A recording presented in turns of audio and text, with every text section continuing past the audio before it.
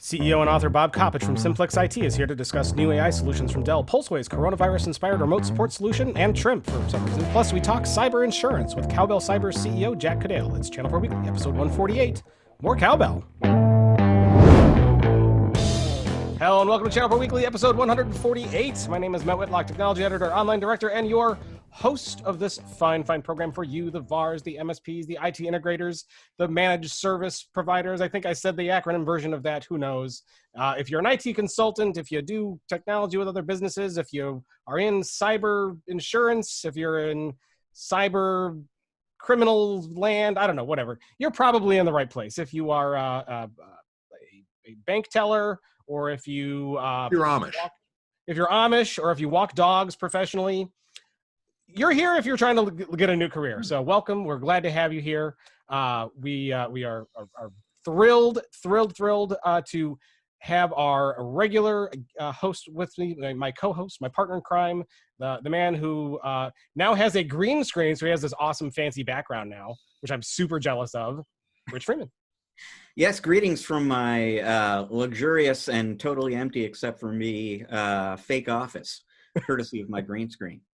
I know it's a large office. You know, there are more desks in there, I think, than we have actual employees. So we must be looking to grow. Exactly. I'm in the new wing, Matt. The new wing of your fantasy land. I like it. I see. I'm going to have to do the same now because my bookcase is going to be old and everyone's seen it a million times. I don't know. I don't know what to tell you, but I'm pretty jealous. But I love the new digs. I love the style. But Rich, we're not alone. We got another man here who's got a lot of cool looking digs in the background and some great style. He's the CEO and founder of Simplex-IT. Our guest host today, Bob Coppedge. Welcome, Bob. Hey, how you guys doing? We saw you flash on the screen there for a moment in the beginning. Well, we're super excited to have you here. What's going on in your neck of the woods? Where are you from? Ohio. We're up in between Cleveland and Akron, towards the lake. It's always good to have a fellow Midwesterner on the program today, because you and I will kind of be on the same brain wavelength, unlike the guy from the West Coast, Seattle, who. But there's nothing wrong with him. It really is. The jury's still out on that. I don't know. Okay, rounding up. So it's what's the 4th of June. Obviously there's been a lot going on in the news. Some scary stuff, especially for people like Rich who live in urban areas. Rich, how's the scene in Seattle? You staying safe? Yes, I am. Thank you for asking. I live downtown. I live not far from where some unsafe activity has occurred, and I will say I was on the phone. I was just talking to a friend Saturday afternoon, kind of idly looking out the window, and suddenly I realized, boy, that's smoke out in the distance, isn't that? So I mean, it's been interesting here for sure, but I am 100% safe. Thank you. Well, that is good, and Bob, I assume that probably not a whole lot of action in your neighborhood, but there's been little pockets of unrest everywhere. Oh, no, there's definitely been action both in Cleveland and in Akron. And for it's pretty much the way I think most of the country has seen it, where you have an overwhelming majority of people who are just peacefully protesting, all that kind of fun stuff. You have obviously the bad actors. There always is some, but it seems to be tapering back down to where we've just got protesters out. So. Well, we can only hope so. We want everybody to be safe and sound, and I'm glad everything is good there. I live. We always say outside of Chicago, but I actually live in a very rural area, like way outside of Chicago. So we did have some protesters, though. The goats across the street were holding signs and picketing them up, and pushing against the fences and stuff. I guess that's kind of maybe their normal behavior. I don't know. They're holding up signs a lot. They're very, very agitated goats over there, I have to say, Rich. I was going to tell a terrible joke about bleating hearts, but I decided to just let it go. An opportunity missed, Rich, is an opportunity that you'll never have again. Well, anyway, good. So, Bob, tell us about Simplex-IT. Tell us how you got started. Tell us about you. No. Well, all right. Well, then it was great having Bob on today. No, Simplex-IT. We're a managed service provider. Started in 2007, and we are pure MSP.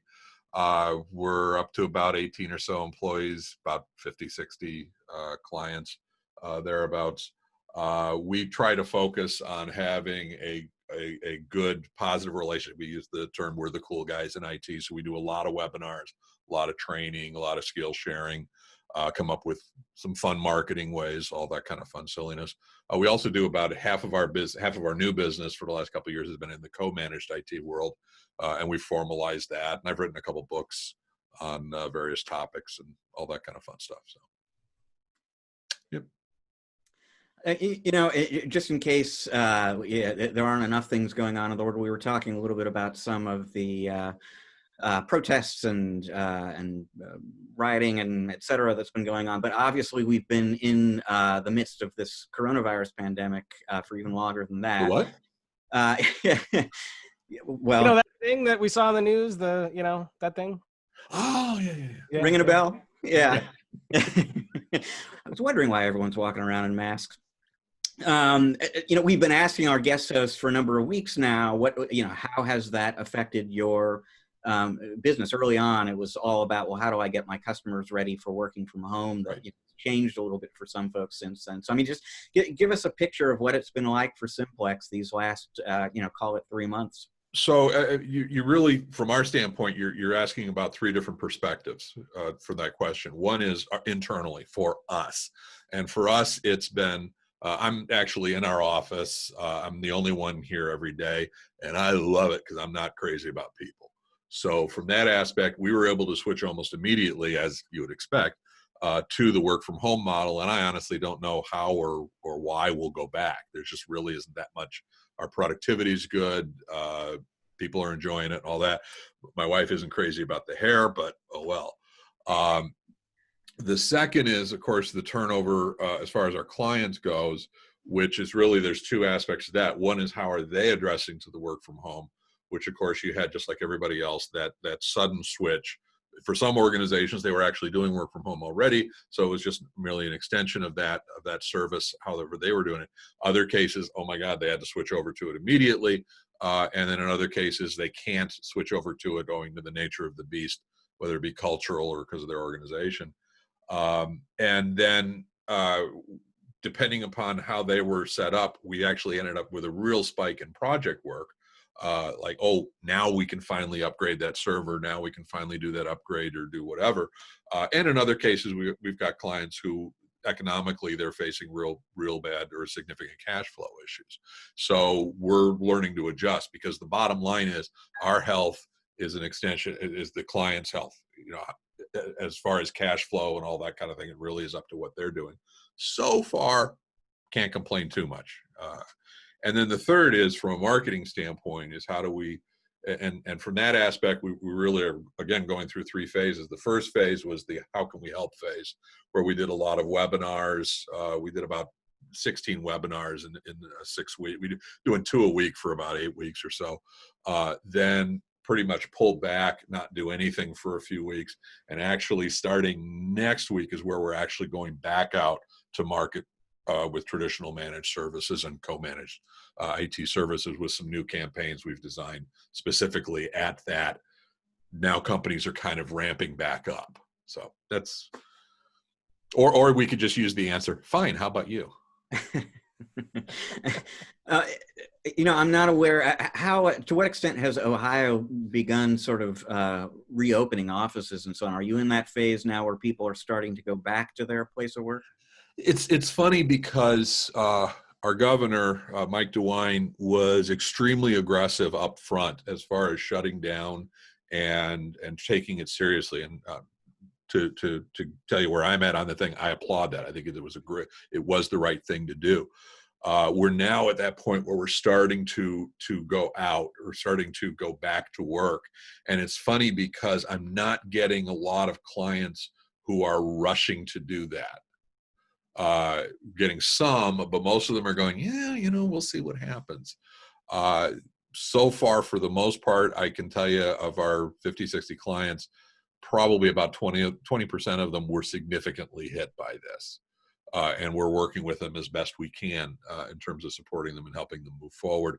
It'll be a question as to whether or not, of those, how well will they be able to catch back up. Now, I would also say about 10 to 20% of our clients have seen business boom because of their product mix and what they do. So it's interesting. One of the things that kind of came to mind when you were talking before about how there's actually been, at least with some of your customers, there's been an uptick in project work.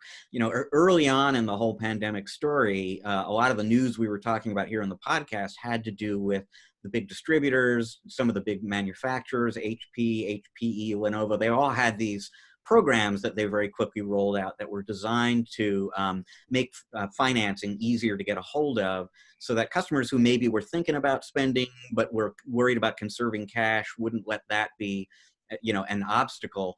But it sounds like for at least a good-sized chunk of your customer base, maybe that isn't as big a concern. The whole cash flow issue maybe isn't a universal concern among your customers. Well, because you got to remember, whether or not you're going to give financing, it's still debt. So for some organizations, and we're in Ohio, so there's a lot of just meat and potatoes mentality here. That's great, $30,000 at 1% is still $30,000. Versus saying, hey, I'd rather spend the $5,000 now and we'll spend $40,000 2 years from now, or something along those lines. So depending upon, in some cases, what do you do during times of change? Do you basically hunker down and essentially say, I'm gonna be as protective as possible and defensive as possible, or do you double down?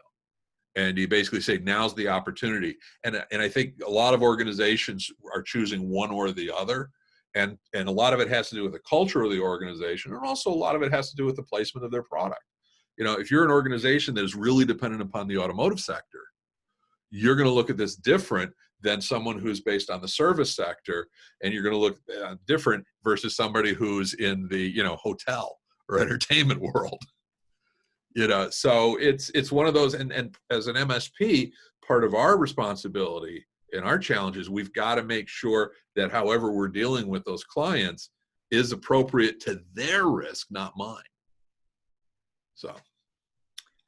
I should point out for folks listening or watching right now, Bob has been on the cover of our magazine before. And he spoke inside those pages about co-managed IT, which is this concept that's become, really, within the last 6 months, 9 months, it's become a frequent topic of discussion in the industry.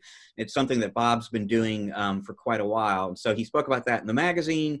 I saw him on a panel where he talked about that at an event that Avik staged in January. I saw him again at an ASCII event in Long Beach, Southern California, a few weeks after that, talking about co-managed IT. So he really has many, many other things he can talk about, but we're going to make him talk about co-managed IT again because it is sort of a hot topic, and he knows a whole bunch about it. And because in conversations I've had, both with the CEO of Datto, Tim Weller, and the CEO of Kaseya, Fred Vacola, they have both said that they believe this coronavirus situation has really gotten mid-sized businesses, bigger businesses that have their own IT department. Now they're suddenly looking at bringing in an MSP as well. And so there are opportunities in the mid-sized business that are, applicable to the co-managed IT model that are suddenly becoming more prominent now. So, Bob, why don't we kick things off just for people who are brand new to this whole concept? What is co-managed IT? So this is right. Pretty much the co-managed IT concept is in terms of maturity, pretty much where cloud was about 6-7 years ago, in the sense that a lot of people talking about it would just use that term and then walk away with no definition, no preconceived notions, and hopefully everything works out. And a lot of the vendors that are talking about it are basically doing the same thing. So the only thing that everybody seems to agree on is co-managed IT is where there's an agreement between usually an MSP, some IT vendor provider, and an internal IT resource. So there's some kind of relationship, and there's different models that works in. You can have it where there's monitoring only. You can have it where it's what I call silo-based, where the MSP, and I'm going to strictly speak from an MSP, it could be a VAR, it could be whatever. Silo relationship is where the MSP takes, we'll do the firewalls, you do everything else, or we'll handle backups, you do everything else. The problem with that is that it's not terribly sticky, because you've commoditized whatever it is you're providing, and it's easy to be replaced, and you don't have that really strong relationship. From the VAR standpoint, it's often what I call the seagull model. That's where the vendor comes in, flies in out of nowhere, squawks, drops a lot of blank, and then flies away. You come in for the project, and you leave the internal IT people left alone. Now, in some cases, the seagull relationship can be ongoing, but it's still that type of relationship. My model, what I call co-mits, which is a co-managed IT service, it's a much tighter relationship where you actually raise the internal IT folks up. You give them access to all of the tools that make your MSP that functional and that efficient, and you give them access to those tools so that they're, for all purposes, being an extension of your organization. They're using your best practices, your methodologies, your selection of tool sets, and that way you can help, you can assist them because you already know what they're doing, how they're doing it, why they're doing it. And this can be done in such a way where it's a full MSP where they're doing everything and you're just basically giving them some assistance, or it can be split where you're doing all the servers and the infrastructure, they're dealing with all the desktops, end users, endpoints, and all that, or some other breakdown, but they're still using your tools. In that method, you really create that partnership. And the nice thing about this is this scales down to any organization that has internal IT resources. It doesn't have to be that mid-sized organization. In fact, it works better with the smaller organizations. And if you do it where you're providing your tools, your methodologies, your services, you're not inventing a new wing of your product. You're simply giving them a subset of it. So you don't have to reinvent who and what you are, as long as you've got something that scales and works on this stuff. So from a marketing standpoint, from a sales standpoint, from a service standpoint, it's just an extension of what you are and what you do. And in your model, I mean, do you essentially become, level 2 or level 3 support? So I mean, for the level 1 stuff, they've got your tools, they're kind of taking care of things on their own. It's when they run into a situation they don't quite know how to deal with it, they come to you? It can be, but it can scale the other way as well, as long as you have it defined. So you could also have a situation where they've got somebody who really knows their stuff, who's almost a CIO level person, but doesn't have time to fix the little things.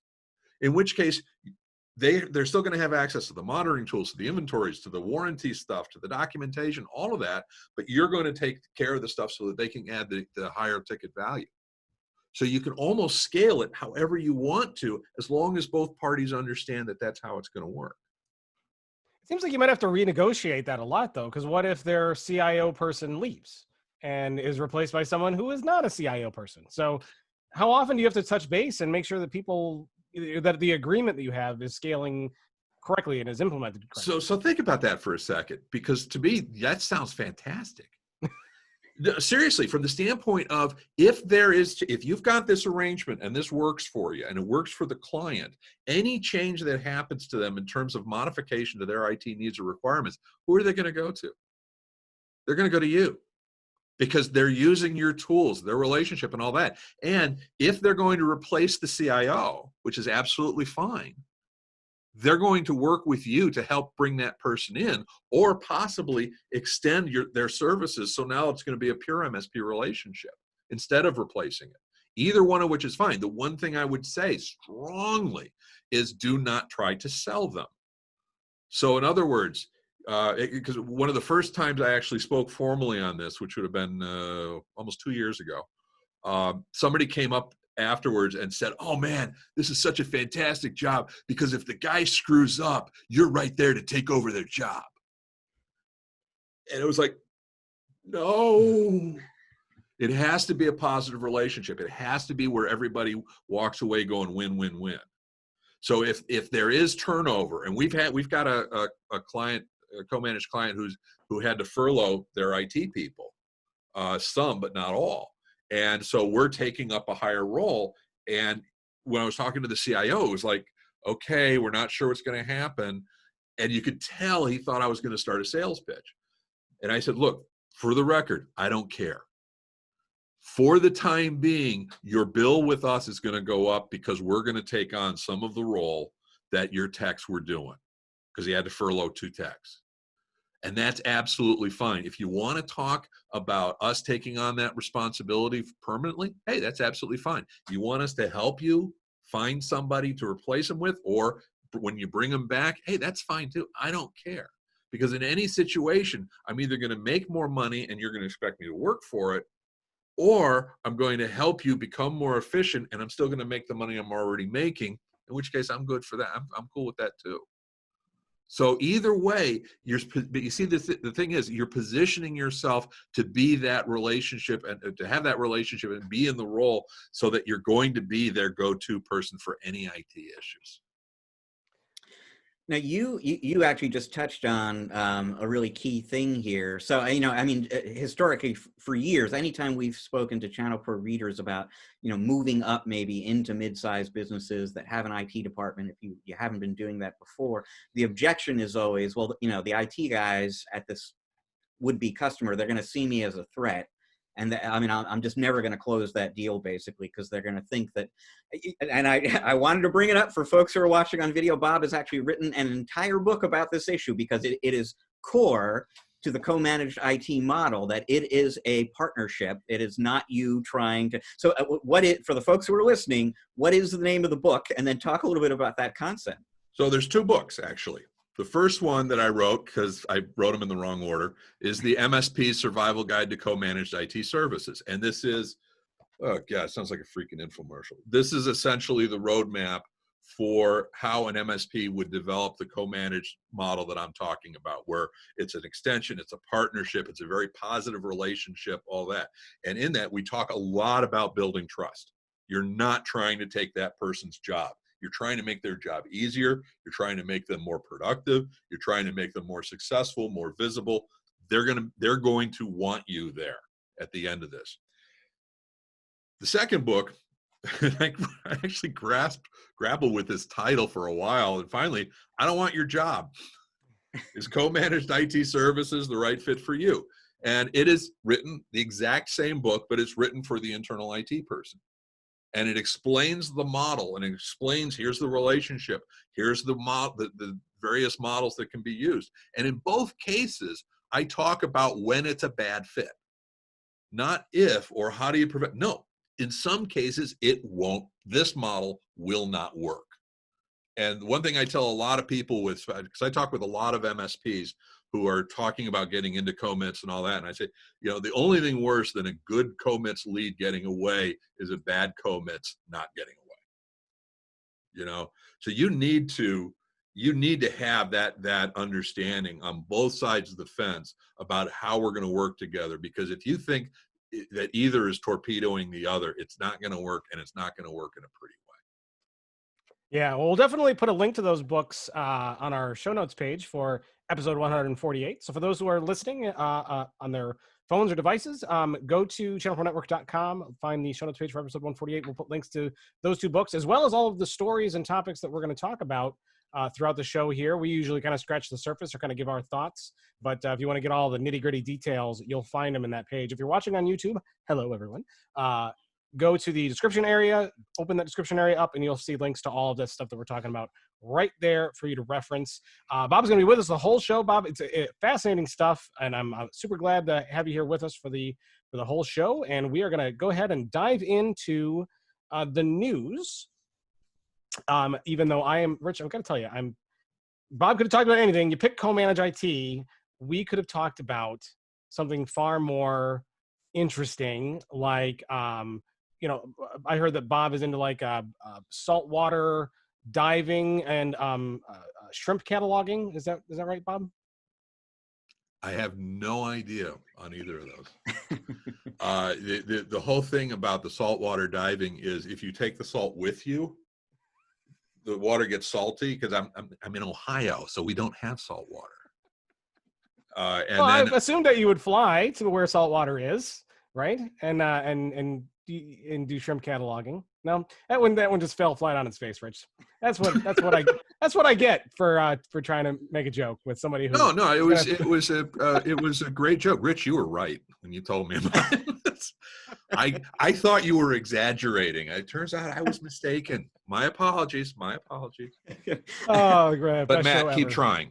Best show ever, I got to tell you. All right, Rich. So Dell has some artificial intelligence stuff in the news. What's going on with that? Yeah, and let me set this up with some statistics that will kind of help folks understand where their head is at on this at Dell.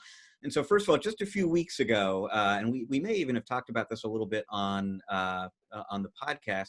Just a few weeks ago, Zix, an email security company that now owns AppRiver, a cloud distributor company, they published some research in which they surveyed about SMBs about artificial intelligence, and 88% of the SMBs they surveyed said that they have a high level of interest in artificial intelligence. And when you specifically zero in on SMBs with 150 to 250 employees, which I think was the high end of the spectrum they looked at, that number went all the way up to 99%.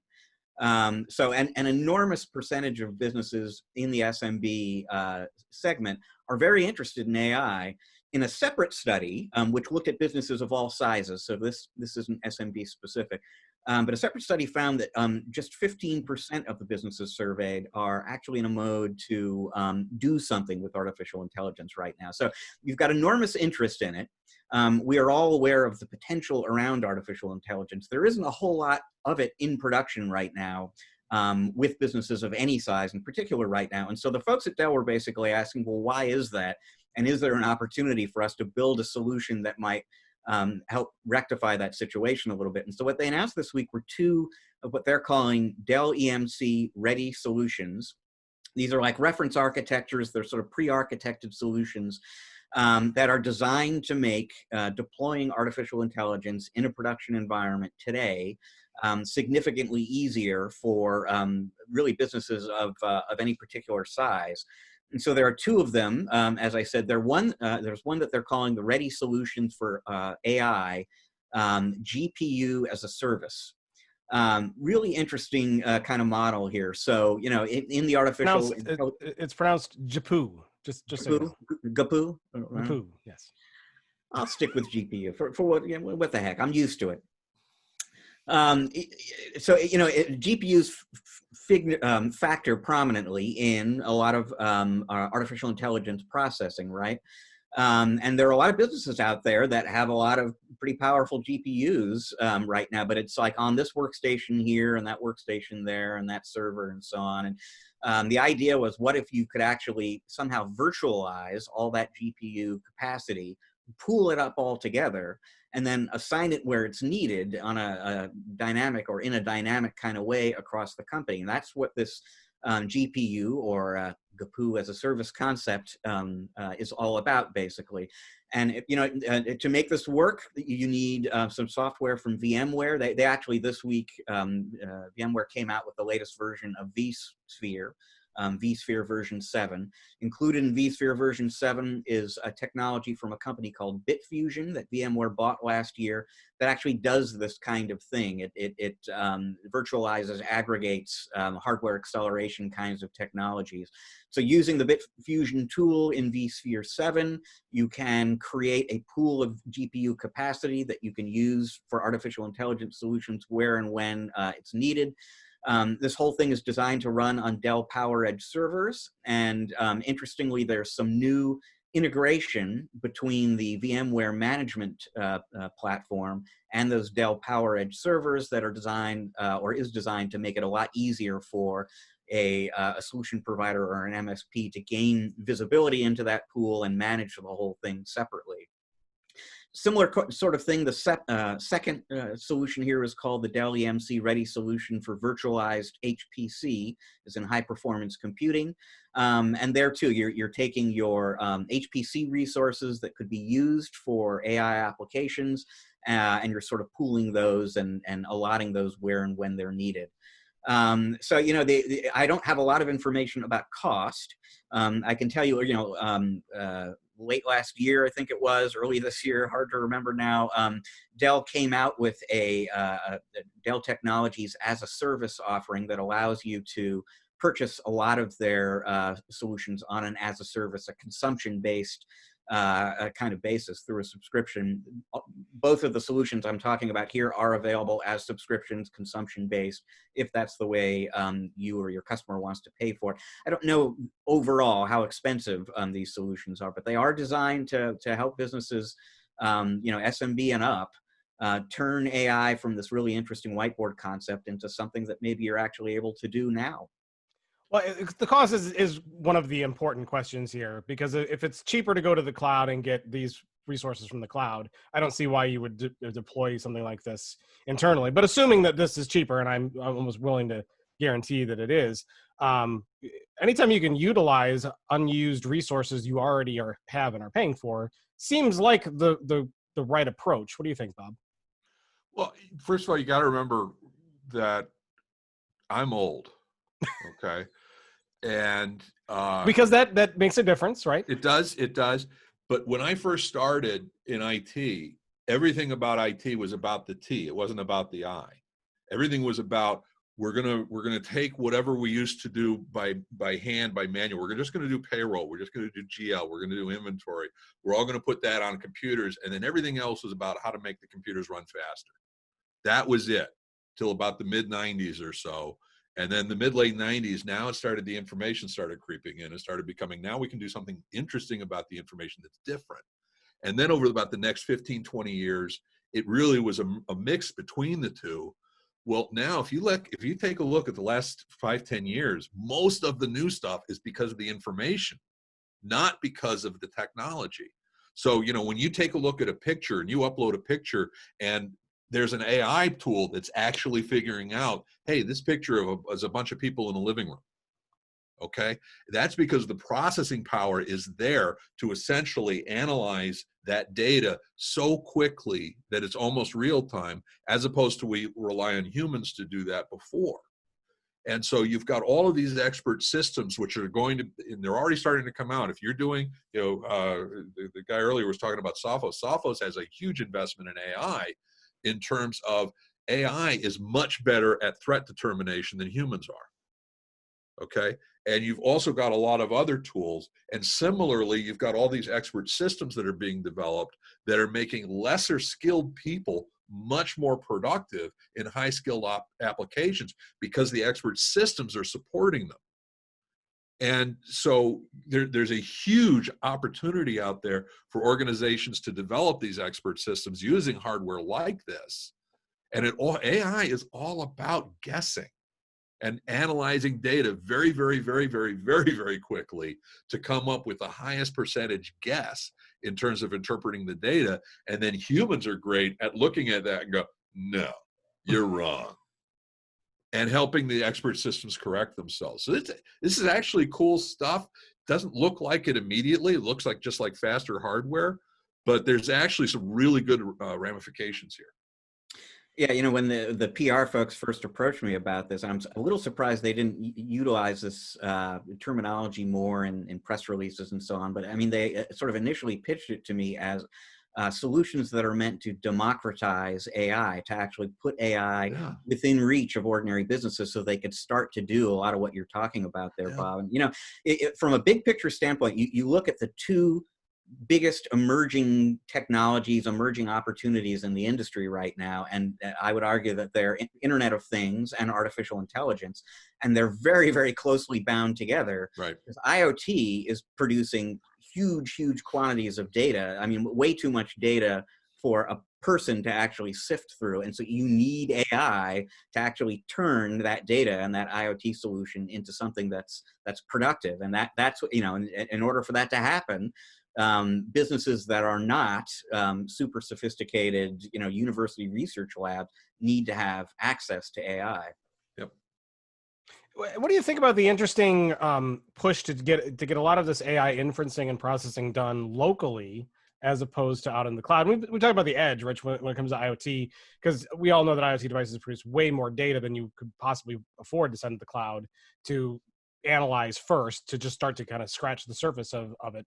But it seems like, a lot of the solutions now are even about, well, okay, so let's say you've inferenced what the bulk here, but we want to do more analytics. But this is all talking about bringing that in-house. Or is the cloud just too expensive to do this on an ongoing basis? Or why pushing it all back in on-prem? Well, I mean, from my perspective, I guess two answers there, and one would just be any issue that would drive somebody to deploy a private cloud as opposed to utilize the public cloud is probably at play here, and whether that has to do with concerns about security or just wanting to have it on your own hardware. Or needing to have it on your hardware because of dependencies on solutions and so on. So, I mean, there's going to be a cloud involved, I suppose, in this solution typically, and whether that's a private cloud or a public cloud is the big question there. The answer I would add to that is who cares? And what I mean by that is, at the end of the day, when you look at on-prem versus cloud, you look at private versus public, the bottom line is you're adding options. And you're adding options that the client and the vendor can choose how many options to add and what are the strengths and what are the weaknesses, so that they can basically go, okay, here's our situation, boom, boom, boom, boom, boom. Oh, it makes more sense to go it that way. And we can. Because it's the exact same concept. It's the exact same, the higher level of the technology is exactly the same. It's just details of the implementation. Yeah, interesting. All right, Rich, any other interesting things out of this particular story? No, I think we've covered the core points here. If I remember right, this stuff actually becomes available within the next few weeks here. So, I mean, this is not stuff that they're, promising 6 months from now. It's going to be out there soon, and be interesting to see if people start playing around with it. And is it the rule that 12 months later we then will be bowing down to our robot overlords? Not yet. Not yet. No, but it's 12 months after? I can't remember the exact. Yeah, Rich and I are in the belief we are 18 months away from Skynet. Actually, then again, this is 2020. It has to happen this year. That's true. Everything else has happened. Yeah, that's true. All right. Well, while we think about our upcoming robot overlords, let's talk about Pulseway, who's got a coronavirus-inspired remote support solution. What's going on with that, Rich? One of the big sort of overarching themes in the industry in these last few months, as MSPs and end users and vendors have all been adapting to the coronavirus environment and the pandemic that we all find ourselves in right now. It's just the amount of innovation and the speed with which that kind of thing has been happening as everybody, identifies needs and looks to fill those needs quickly. So here's just an interesting small example of that from Pulseway. Now, Pulseway is a maker of managed services software, IT management software. They have a suite that includes an RMM tool and a PSA. They do backup, they do security. It's one of these sort of end-to-end comprehensive integrated kinds of suites. But that's a lot for an MSP to digest all at once if they're new to those products, if they're new to managed services. And here we are at a time when, end users are working from home, they need remote support. These managed services tools are really good at that. The folks at Pulseway sort of thought, can we create a smaller, a sort of stripped down version of our suite that is easier to adopt, easier to consume, less expensive for somebody who's new to this stuff, but that will give them the essential functions that they need to provide remote support to customers who are now working remotely. And so they looked across the RMM and the PSA and the other tools they offered. They created a smaller version of that package called their remote support software package. It includes remote control, remote user chat and file transfer, file and folder backup, user and group access policy setting, server and application management, OS patching, also application patching. So within recent months, Pulseway has come out with two new features for the bigger suite, and one is this ability to patch third-party applications. Another is an auto remediation tool that they added recently, that allows you to define certain actions that the platform should take automatically under certain circumstances. That's all included in this remote support package as well. The big difference, aside from the fact that there's a lot more that Pulseway can do that they didn't include in this, is that if you go for the complete suite, you'll be paying typically $2.59 per endpoint per month. If you go for the remote support package, it drops down to $1.04 per endpoint per month. So just the functionality that you need to take care of work from home customers at a much more affordable price. And the thinking at Pulseway, at least initially, was this is something that we're doing now because there's an immediate need now, and we're going to help MSPs out there deal with it. They weren't originally thinking this is some new permanent addition to the portfolio, but they've seen so much demand for this product in the few weeks that it's been out there. It came out in April, that they're kind of thinking maybe it will be a permanent part of their product offerings, because there might be a segment of the market that really just kind of needs what this does. And there's certainly going to be plenty of remote customers to support going forward. So would a competitor of theirs who wanted to do something very similar, would all they need to do is come up with a similar package and price it at $1.03 per endpoint, as opposed to $1.04? What an oddly specific number, $1.04 an endpoint. Why that specific? How do you get to that? How does that translate to Canadian? Is that what it is? Is this like, British currency rounded into? You know what? It might be, because Pulseway is headquartered in Dublin. This is an Irish company. They do business globally. So yeah, it might just be that it's a very round number in euros, but not so much in dollars. So funny. I always laugh when I see pricing like that. Like, that's $1.04 per endpoint. Hey, you know what? Anytime they put them in a package to make it affordable and try to solve solutions for companies in this situation, it sounds like a good thing. I mean, I don't really know Pulseway's full suite probably as well as maybe Bob does, and what they cut out or what they stripped out of here but is this enough? If this is good enough, who would need more?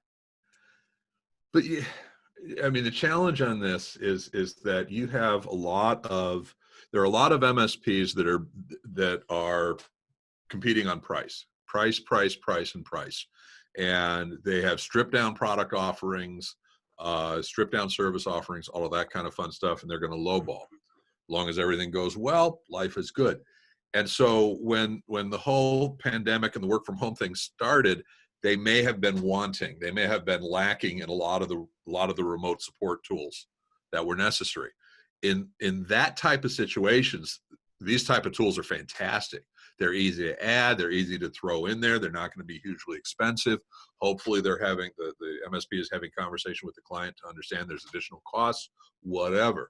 If you take, and I'm going to use the word mature MSPs or old people like me, who hopefully already have most of these situations covered. It's never, in my opinion, it's never the cost of the tool. Okay, it's what's the cost of your organization bringing that integrating into what you already currently have, and what's the cost in terms of the client, in terms of are there anything that's happening as far as their end user experience and all of that kind of fun stuff. So the product may be good, but if you're already pretty much providing that service and those good with your current product suite, I'm not sure. So.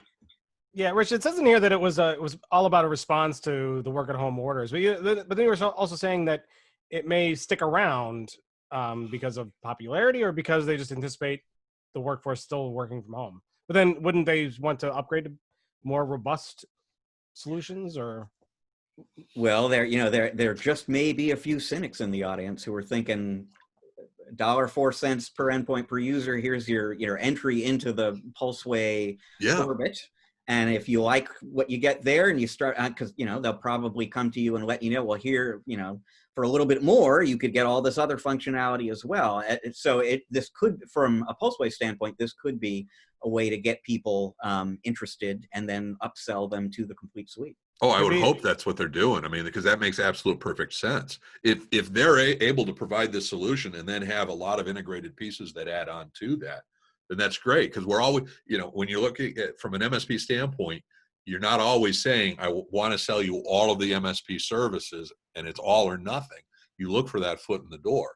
And we have the same situation with vendors, ConnectWise. Well, the 30 different products, but a lot of us are only using one or two. Well, ConnectWise is fine with that, but they want to add the additional ones. Same thing with Sophos, Datto, all the other clients. It's their Commander Keen solution. They're giving you the first level and the overworld map for levels 2 and 3. Yep. But you got to pony up for those. Bob knows what I'm talking about. He has an Atari 400 he was telling me about. And he probably played Commander Keen back in the day. This predates. I did, yes. Or Duke Nukem. You gotta love Duke Nukem. Yeah. It had that same software approach too. They send you the first couple levels of Doom and then make you buy the rest. Yeah, the old shareware model. Yep. Gotta love it. Well, cool. So for those who are looking for a remote package, remote work from home kind of package, endpoint solution package, this one seems like a pretty good start, and you might want to build on it from there if you like it, or they might even keep it around for a while if you stick with it. So not much more to talk about there, but we'll have the article up on the show notes page if you want to go and read that and get all the rest of the details. Rich, IT Nation Evolve Peer Groups is having a birthday. I know, do we have to sing? I hope not. I hope not too, but they're turning 20. So just make sure that you don't give them any beer because that's not till next year. That's right. Yeah. And I almost brought that joke up in the interview that I did with Arlen Sorensen, who figures prominently. You're just months away from being able to drink now. But there is a lot going on in the world right now. And you know what? Let's just take a little break here, a little pause, and celebrate something that I think is actually kind of good. And this will begin with a story from the year 2000 involving... In the year 2000. I've forgotten all about that. So this, this story involves Arlen Sorensen, who is very, very well known in the channel, has been for a long time. Way back in 2000, he anticipated there was going to be this giant opportunity in Y2K readiness solutions. He hired a whole bunch of people to deliver those solutions to customers. Y2K came and went. There weren't actually, there wasn't much need for the services that he had staffed up to deliver. He wasn't quite sure what to do about it. He had all these people, nothing much for them to do. And eventually the thought came to him, well, there are some other people around here in Iowa. Arlen is from Iowa, and maybe they're facing the same issue. Maybe we can kind of figure it out together. And so he invited 3 other IT providers from the region to his home. They sat down in his kitchen around the kitchen table and talked about this one particular pain point that they were all dealing with. And, the conversation continued. They continued to meet. They talked about a much, much wider range of issues and shared insights. Over time, purely through word of mouth, that initial 4 companies in that peer group turned into 12. The word of mouth continued. Other MSPs and VARs out there wanted to be a part of this. And, this was not a business venture or anything even approaching that from Arlen's standpoint. It was just a bunch of partners helping partners. But over time, as the demand increased, and people were literally like lining up, they were getting on a wait list to get into this peer group, Arlen realized, I need to do more of this. And he created a second group and a third, and then, a dozen and 2 dozen. It's not because everybody was really worried about the Y2K bug at the time, right? That I suspect that piece of the story disappeared, within days at the beginning of it, way back 20 years ago now. What started out as that one group became what was very widely known as HTG Peer Groups for a long time. In 2018, ConnectWise bought HTG Peer Groups. And so it is now IT Nation Evolve, which is part of ConnectWise. Arlen is still there.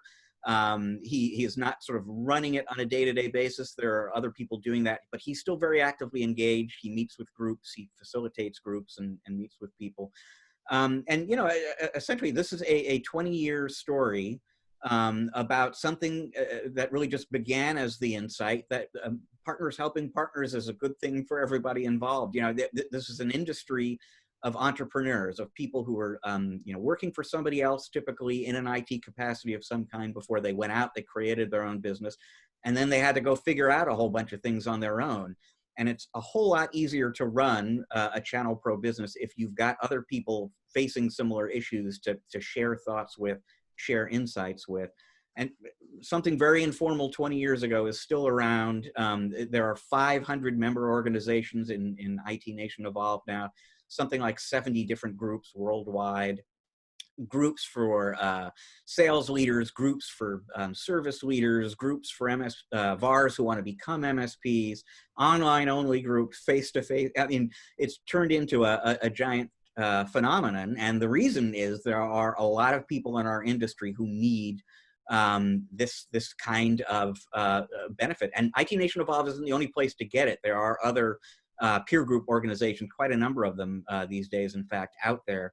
But it is nice to kind of, you know, take a moment to just point out how something that wasn't even really meant to be a business originally is still around 20 years later, because it really does resonate with and help the channel pros out there. They do have a lot of groups. I do not believe they have one for saltwater shrimp cataloging, unfortunately. But you know, Bob, maybe you can get on that. Yeah, it's a great thing to celebrate. We've talked to Arlen before. Bob, are you involved with IT Nation Evolve? Not them, no. I've got another peer group though, and it's the litmus test on this sort of thing is whenever you talk with MSPs who go to conferences and you ask them what's the best thing about a conference, inevitably they're going to say talking with their peers. They're not going to say the t-shirt, well, some t-shirts, okay, yeah, but they're not going to say that the keynote or the giveaway or this session or that session. It always is the talking to the peers. And the peer group concept is just a formalization of that. And yeah, it absolutely. And oddly enough, even if you, because they always position it as if you need help, even if you don't think you do, there's weaknesses in your organization. There's weaknesses in your skill, in your wheelhouse. We all have that. And peer groups, the nice thing about a peer group is there's somebody else who's going to look at you and go, no, you're approaching it wrong, even though you think you're doing it right. Or here's a different perspective to think of it or to consider it, or something that they're doing that's absolutely great. And they're not in your geographical area. So steal that willingly and improve on it, and then share the improvement with the other peer group members. It absolutely is a fantastic model. I have a long history, because I'm old, in computer user groups, which were all volunteer networks, all that kind of fun stuff. And I ran about a 1,200 member group in Cleveland for several years, yada, yada, yada. And I tell you, the peer concept is absolutely alive and well. And this is one great example of it. And, you know, the other thing that Arlen emphasized when I was talking with him about peer groups before is the element of accountability. Oh, yeah. Because it's great to run your own business, but as Arlen put it, you have a tendency to do the things that you want to do or you like to do, as opposed to the things that you really need to do, which may not be as much fun. Yeah. And when you're in a group, that ability to hold each other accountable, you know, to set goals, create plans, and then report on your progress against that plan and explain maybe why you've fallen behind or failed to do what you said you were going to do. I mean, I think that's another way that these groups can benefit people. Absolutely. Yeah, indeed. All right. Well, it's a cool story. If you want to learn a little bit about IT Nation Evolve and celebrate their birthday, you can send them a gift card. You could blow out a candle for them. Arlen is always looking for people to go scuba diving with, I guess. Does Arlen scuba dive? Rich? Only if there's shrimp involved. Right. There must be shrimp involved. But there usually is when you're saltwater diving. Yeah, no, good. Well, we're going to move on. In fact, we're going to move on to something really exciting. We got a great interview coming up with Jack Kudale, the CEO of Cowbell Cyber. So we're going to be talking about cyber insurance, which is a really, really big thing right now, because as all these ransomware attackers are are hitting and demanding money and locking up machines, and it's a big deal right now. So we are really excited to have him on. Stick around for that. We will be right back.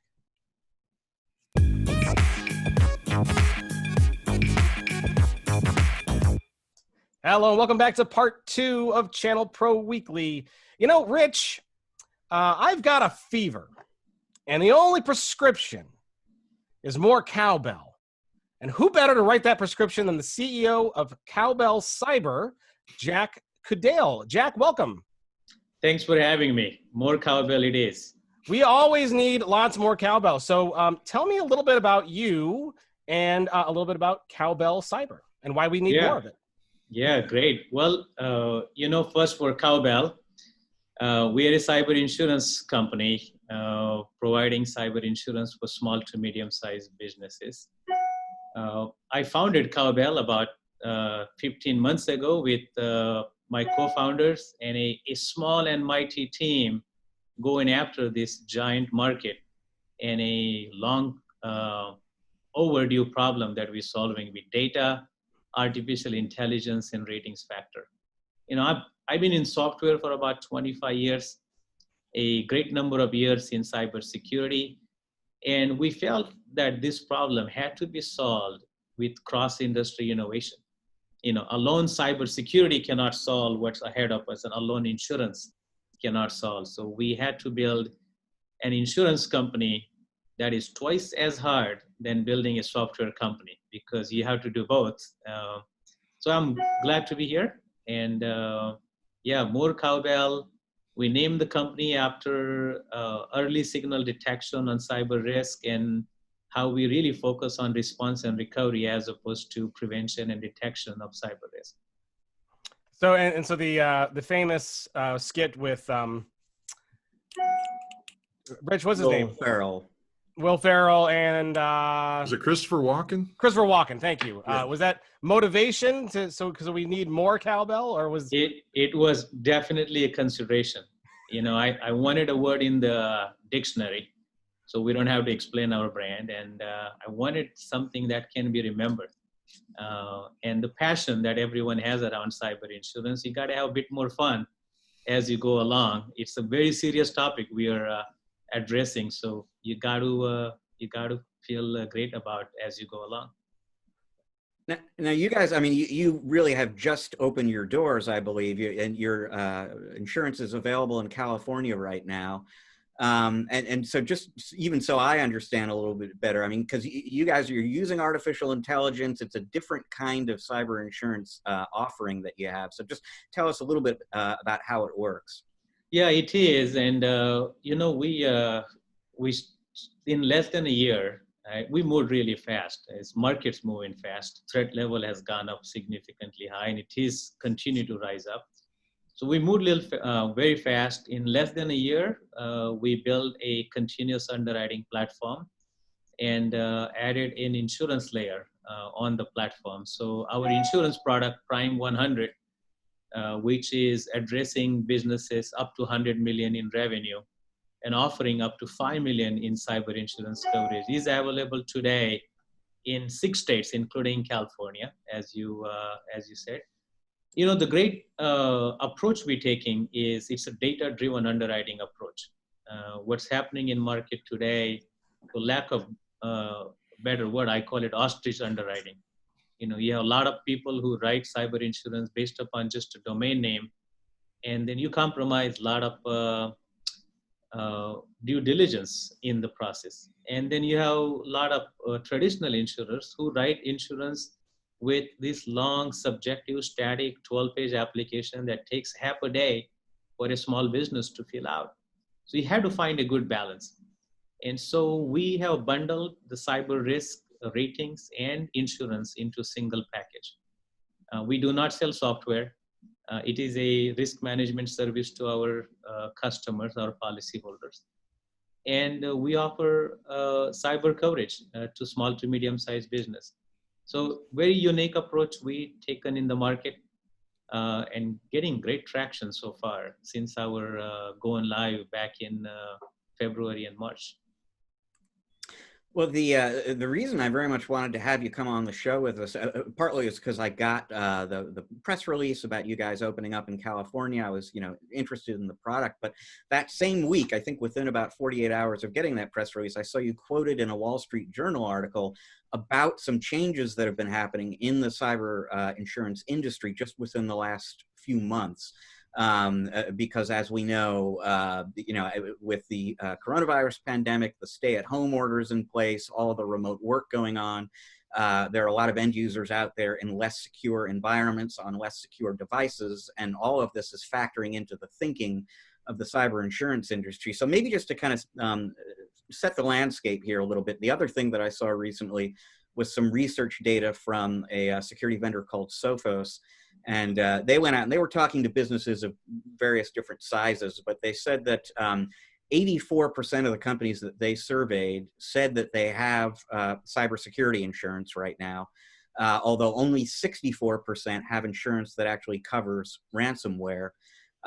Do those numbers resonate to you? I mean, we focus on the SMB space here at ChannelPro. What portion would you estimate of SMBs out there have cyber insurance right now? Yeah, so I mean, the number, we call it take-up rate, right? The number varies based upon the size of the market. And, SMBs, and let's say we call less than $100 million business, especially where we are focused, where your audience is, the take-up rate is single digit. We have not seen it gone more than 9%. People buying cyber insurance for contractual obligation and fear up until 4 months ago. Right? But now it's becoming the necessity for them. So as the organization get more complex, more regulated, because you're a public company over $1 billion, more than 1,000 employees and so on, then you likely have cyber insurance in some form or shape. And I think those numbers that you mentioned is likely for larger organizations. In smaller organizations, right, especially the small to medium size, there are three purchase drivers. Number one is process. How hard it is to obtain cyber insurance. Right? Do I have to spend a whole afternoon filling out a PDF application that is subjective and static, that answer is going to change tomorrow? And does the agent that's selling me this cyber insurance, do they have to reconfigure this product for me as a small, and does it take 3 hours for them to reconfigure because product is so complex? So process is important. I want to be able to hold up right product, be able to execute, go on to my business at 9:30 in the morning. Second is insights. How do I make this decision, right? Buying cyber, right? I mean, homeowners and personal auto, the dwelling cost, the MSRP on the car. How do you quantify?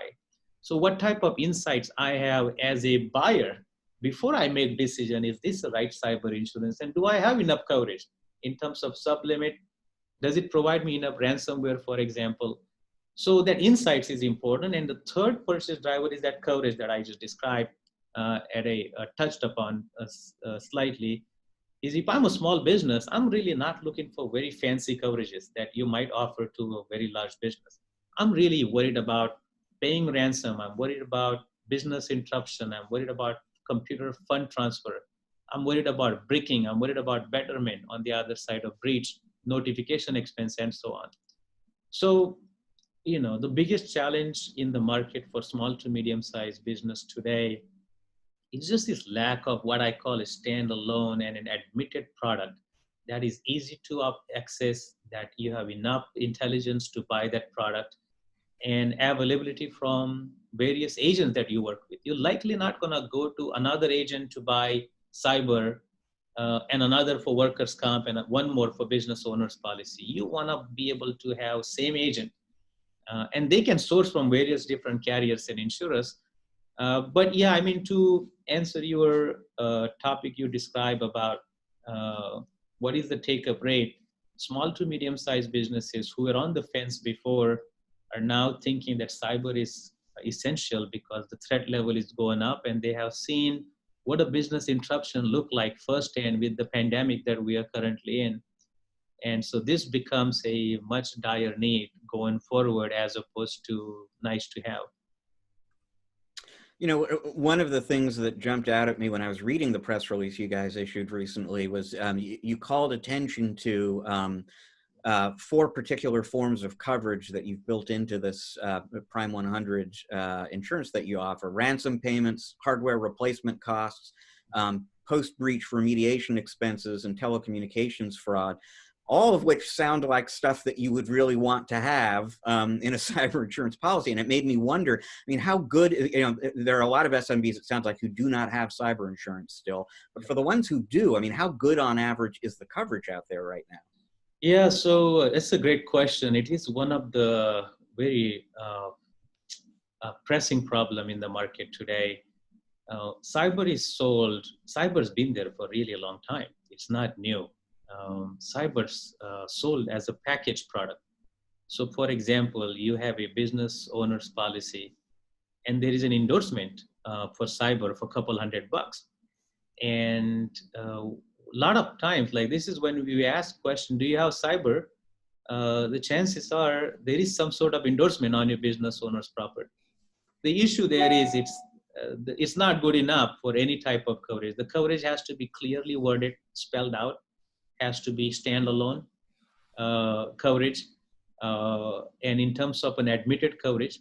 So you have pressing need for business interruption. You have pressing ransom payment, for example.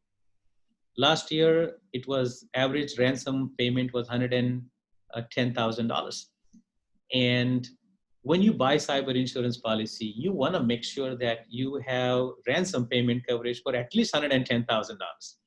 And I think that is a gap. So the insurability gap can only be seen if you understand the risk you have as a business, and then if you understand the coverage you have, right? And so there you see a gap. Now, if it's a package policy, it's very hard to decode that policy. If it's a standalone policy, it helps. But even with standalone policy, if you don't have good understanding about risk, and you're talking about very small business, people who don't have a lot of compute behind the firewall, maybe use Office 365, G Suite, maybe some compute on Amazon Web Services. And so understanding that risk and exposure is very important. So in terms of gap in insurability, our approach is, let's offer a cyber risk ratings and a cyber insurance as a package offering to our customers. So they use the cyber risk data to make decisions on what type of cyber insurance coverage they need. And these coverages that you just mentioned, bricking, making sure that your hardware is replaced on the other side of the breach or event. Betterment, just replacing hardware is not good enough. You want to be able to reconfigure that. That requires some consulting, some technical cost. Telecom fraud, right? It's very unique. And most importantly, the social engineering, right? Phishing attacks have gone up 600% plus. You see a lot of DDoS attack, ransom attacks had increased over the last 4 or 5 months. So these coverages make sense just right on time for small to medium-sized businesses. And understanding a gap is a very hard thing. I'll say one more thing. Cyber is the most technology-savvy line of product in insurance, because this is the only product line that has abundance of data. There's so much data exists already, but using that data, normalizing that data, and making use of that data in underwriting process and risk assessment and pricing thereof is very critical. And so this is why we believe that, we pick up data about 265 different data points for every individual customer. We monitor about 1.4 million customers in those 6 states on every hour, every second, on a continual basis. So the gap in insurability has widened pretty significantly over the last many years. And I think the products that take an approach of technology and a coverage into a single offering is going to have a lead on who gets higher adoption in the small to medium size market. Now, you just, you mentioned we've got lots of people working from home now, and not very secure conditions, a giant leap in phishing attacks, DDoS, everything else imaginable out there right now. And so end users are getting burned more often. That means there are more cyber insurance claims being filed. And this is the topic behind that Wall Street Journal article that you were quoted in. The cyber insurance companies are seeing that increase in claims activity, and it's changing, how they issue policies, how they work with policyholders, and so on. So, I mean, talk a little bit from your perspective as somebody in the industry. How has the cyber insurance landscape changed in these last few months? Yeah, I mean, claims, the customer experience, I mean, at the end of the day, if we go back to where the industry was built, it's a promise to pay, and in exchange of a premium that a business would pay, the insurer is promising to pay up to the aggregate limit. And so that promise is very important. And, there are three ways you cannot get claims paid if there is coverage that does not match the peril. So for example, a lot of package policies, if you have a small endorsement or if your policy does not have particular coverage, for example, of bricking or betterment, telecom fraud, or social engineering. And in the event, if your claim falls into one of those categories, there's a chance you cannot get paid at all on the claim side. If your coverage is limited, sub-limited, so for example, your ransom payment is limited to 100K and you have a ransom demand for 150K, you're gonna get partial payment, right? And in some cases, when there is a good alignment in terms of your coverage and your risk, and that is the biggest problem, where you can get paid fully for your claim because you understood the risk. And I understand everything I'm describing, it's an onus on a policyholder, a small business. But I think that is what we're trying to do, is this whole concept of risk improvement and loss control. We need to have headlights into this process as opposed to rear view mirror. Because once the event occurs, the coverage is effective as of that time for the purpose of claims. So claims are definitely going to go up. We're starting to see the premiums are going up. We're also starting to see submissions are going up. That means more people desire cyber insurance. More people desire a standalone and admitted coverage for cyber, as opposed to package or a surplus line. And of course, all of this is in the interest of making sure that we can get paid fully on the other side of when the breach occurs.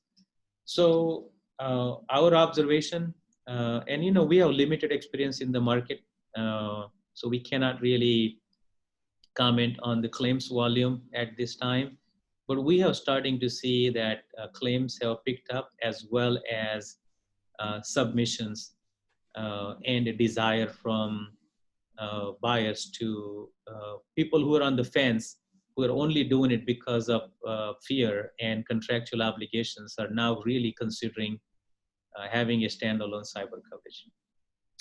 I mean, Bob, has that been true with your customers up to this point?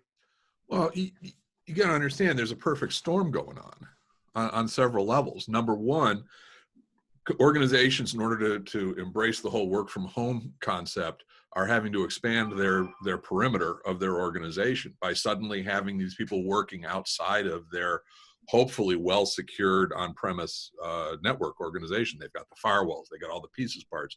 Now, all of a sudden, they've got potentially somebody accessing corporate records from their 13-year-old kid's laptop.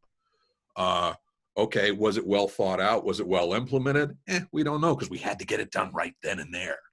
At the same time, you've got the bad guys, and the bad guys are entrepreneurs.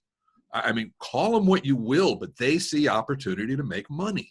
And so they're going to, just like around the holiday season, you'll see all of the phishing attacks become more and more, the amount increases significantly, and the imagination they use and the quality of the stuff increases, so they're attacking more. So you have organizations that are taking bigger risks, you have the bad guys are getting more and more attacking going on, and you've got a management level who their security sophistication hasn't changed along with those increased attacks. And you've also got, and I say this with all due respect, my father was an insurance agent. And the one thing he taught me was there is no way I ever want to sell insurance, okay? But you have a lot of the agents that companies are doing for the business, the liability, the workman's comp, whatever, they don't have a clue what cybersecurity risk or insurance is. And in some cases, and obviously I'm not suggesting with you guys, but in some cases, they're just selling it as, oh yeah, sign here.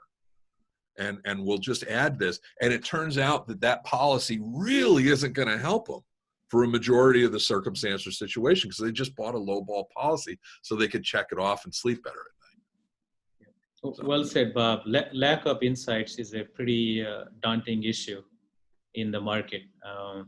We have taken this approach called O2O, offline to online, for insurance agents. For 150 years, this insurance agency as a business has been high value network. You discuss the quote and the proposal over coffee. You have a great relationship. Even when we go back to work, these activities are not going to be as they were. So you now have to figure out how to submit a quote in fraction of a second, how to generate application on the fly, and that does not require this PDF. And you want to be able to bind the coverage with the right effective date without having to be on a call with an underwriter for 20 minutes. So all of that has to now transfer online for Main Street insurance agencies. And so we feel like our platform is right on time. Offline to online is what we call it, O2O. So yeah, and hopefully that is becoming a driver for insurance agencies to build a new line of business for cyber, at the same time addressing the increasing requirement for SMBs to have cyber coverage. So, and again, at the end of the day, cyber insurance is only a risk transfer technique. That does not take our responsibility from maintaining right cybersecurity controls in the place. And so you have to have a cybersecurity strategy, but now it's even more than important to say, look, it's not a question of if, it's a question of when, and prevention and detection is not good enough. So how do I make cyber insurance as part of my cybersecurity strategy? So when things happen, I'm still financially mitigated on the other side of cyber attacks.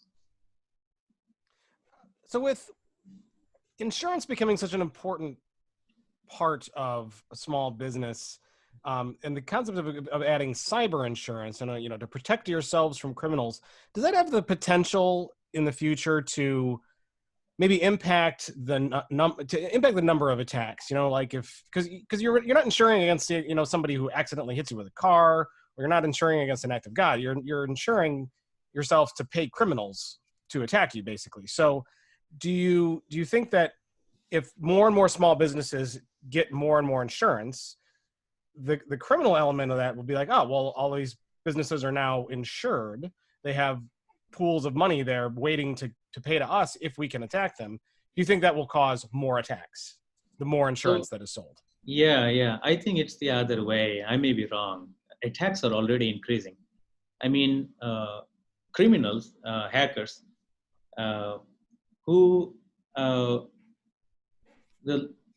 well, first of all, they have a lot of time, because now the infrastructure is vulnerable now, right? More vulnerable, because just the way Bob described before, everything is now federated.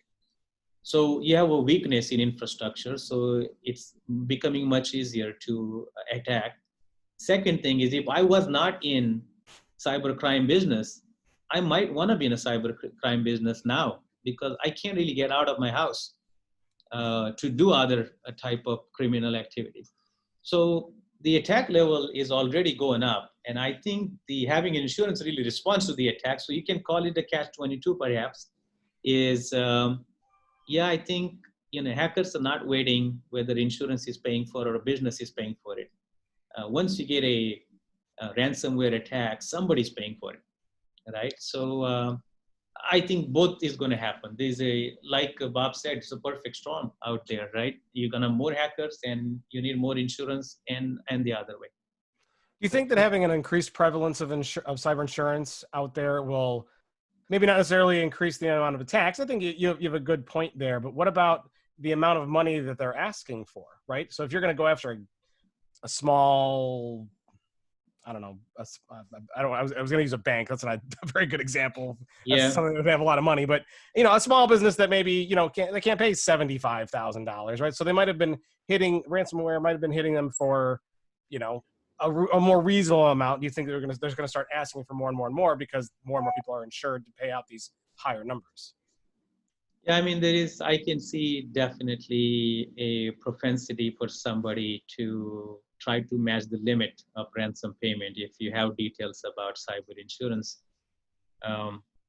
That also prompts me to mention that cyber insurance companies themselves, you have to be great custodian of your data, much bigger than the cybersecurity companies that hold a lot of customers' data, metadata or not. So yeah, I think there is a chance people can look at it different way. But at the end of the day, you got to keep it secure. The data has to be protected to the degree that you cannot. I mean, we build a company with cybersecurity folks, right? We are a cybersecurity company that happens to have license to sell insurance. So, we take precautions on, and this is why we don't really publicize our customers, right? So that's the other way of, there's privacy has to be maintained there. I would add two points to that. Number one is the same logic could be used for people shouldn't buy fire insurance because it encourages pyromaniacs or people to burn down buildings. Yeah, but in those cases, those people who are setting the fires aren't getting paid. And well, but the people who are burning their own buildings down are. Oh, people are burning their own buildings down. Yeah, people do that, But the other thing I would say is really you're going to end up with this three-legged stool. And the three-legged stool is going to be the insurance providers, however that's manifested with their skill set in terms of knowing what are the best practices as far as manufacturing or managing the risk. You've then got the corporate management, who they're the ones who need to do risk acceptance as well as understanding. They have to accept the risk. And then you've got whoever the IT provider is, whether that be internal IT, managed service provider, or anything along those lines. Each of those three have to work together to essentially say, we're going to make, because the insurance guy does not want the IT people to go, hey, they've got insurance, you don't need a firewall, you don't need antivirus, you don't need whatever, because otherwise your cost is going to go through the roof because there is no protection. So you're going to want to make sure that it's a relationship between those three. And if it is a relationship between those three, that's actually going to make the bad guys have the minimal possibility of actually having a successful attack, they're going to go after the next guy. So it's as long as it's the triad that's working together, then I think the argument of insurance being an attractor. One last question, Jack, and it might be a perfect kind of follow-on to what Bob was just talking about there. So I mean, we were talking about one issue that can come up with claims, which is just you discover at the absolute wrong time that you don't have, the coverage you thought you had, and it's not adequate to your needs. But we do hear from people in our industry about, claims that they think are covered and that the policy certainly looks like it covers, but the claims get denied anyway for one reason or another. Sometimes it's the insurance company saying that you didn't take adequate precautions. This kind of, like Bob was saying, you didn't have a firewall because you didn't think you needed one, you were insured or whatever. In your experience, when there is a problem with a claim, or claims get denied in the cyber insurance world, what tend to be the issues that cause that, and what can people listening right now do maybe to avoid that? Yeah, I mean, look, wording, standardization of wording. Insurance is a unilateral contract, right?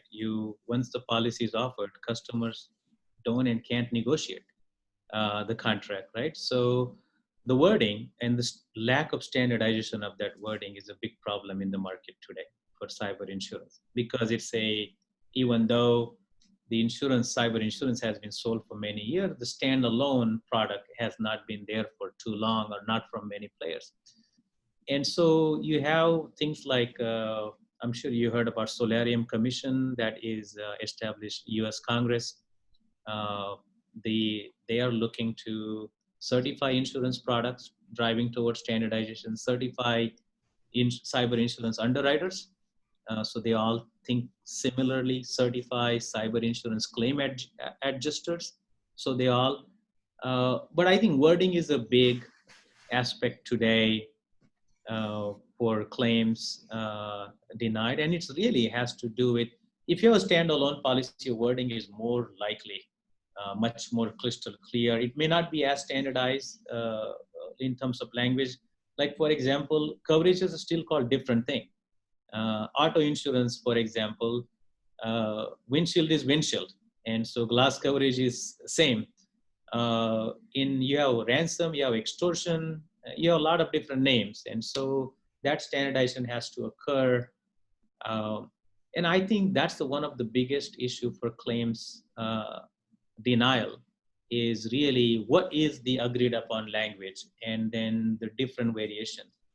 Many insurers, including us, we set up a very good claims panel. So a breach coach when things happen, a crisis management team, a legal team, a forensics team, to make sure that all of this is truly vetted out and the insurance claim is paid as per the contract that you have between insured and insurer.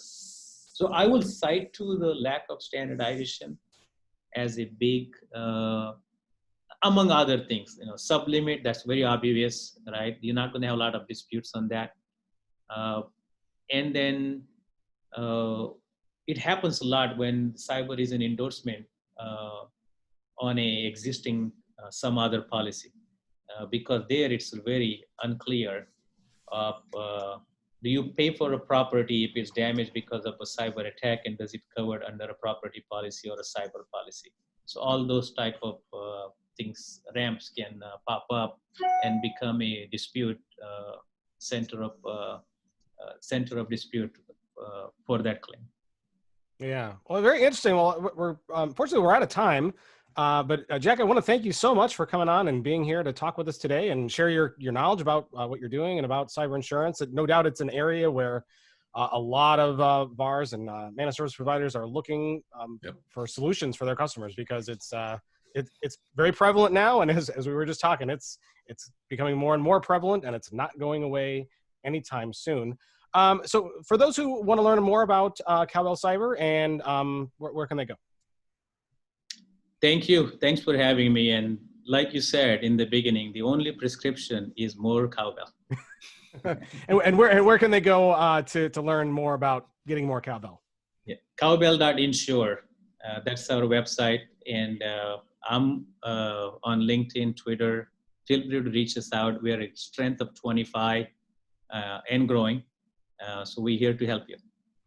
Good. Hey, Bob, I bet you didn't realize that if you came on today, that if you had 15 minutes, you could save 15% or more on your cyber insurance. So my life is getting better by the second. It's fantastic.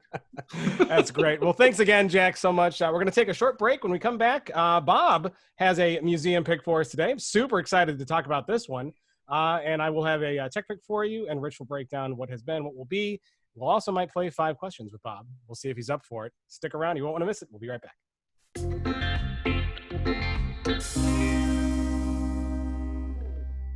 Hey, welcome back to part 3 of ChannelPro Weekly. We're going to wrap up the end of the show here with some regular features. We're going to play about 5 questions with Bob. We'll talk about that in a second. But Rich, fascinating interview with Jack. I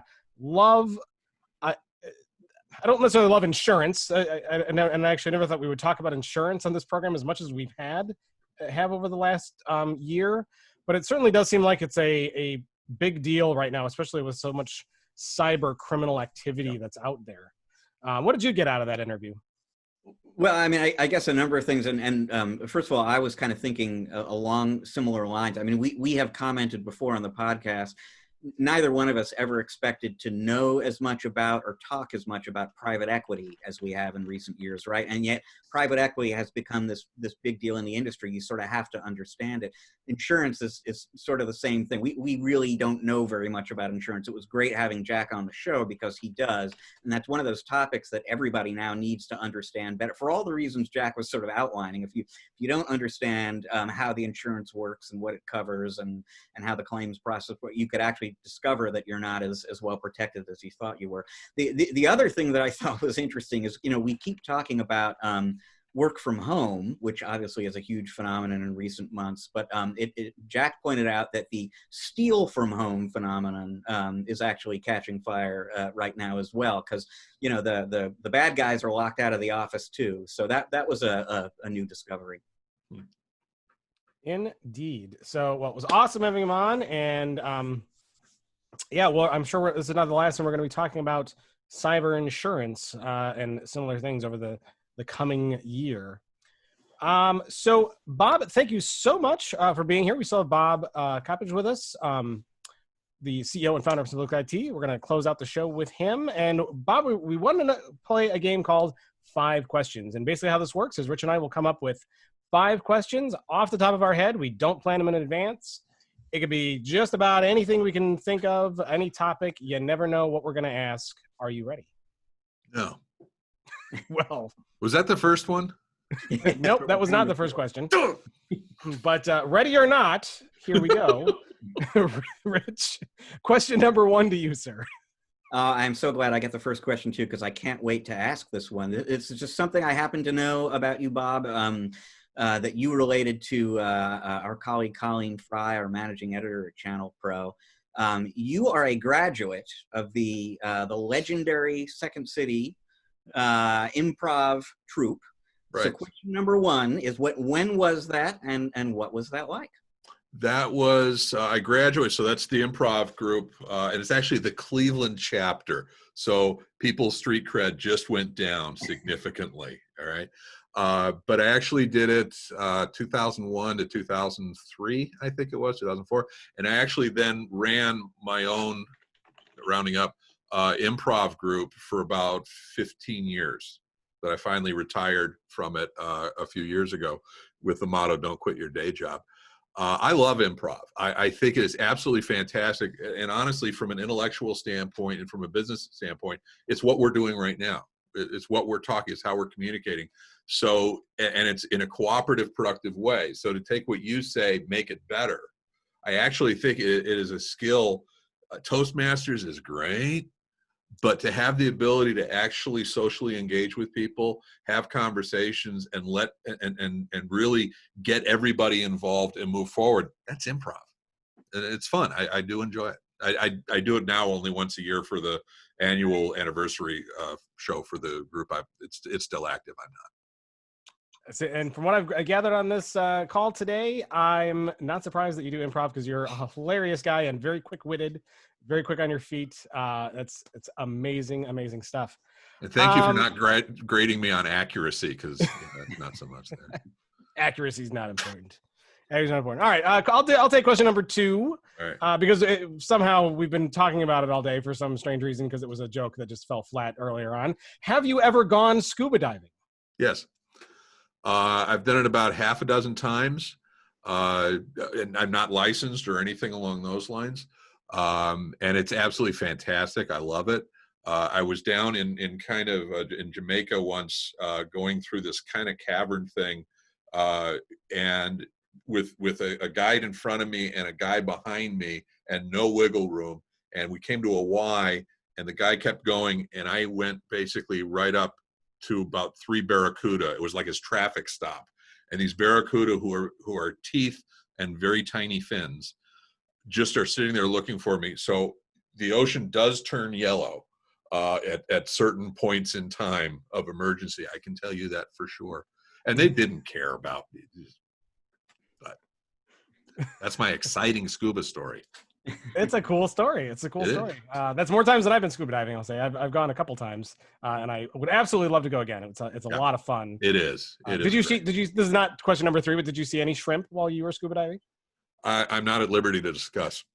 I know we we have to be careful when we discuss shrimp and our Absolutely. past experiences with them, because We you do. never know who they report to.